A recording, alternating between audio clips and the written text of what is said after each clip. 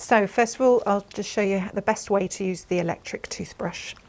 Just make sure that the bristles go where the gum and the implant meet.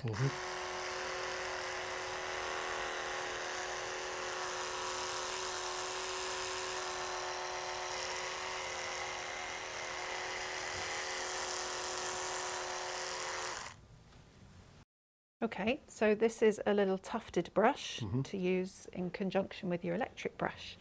And you just angle the bristles down towards the gum and also clean the top of the implant, just sweeping the bristles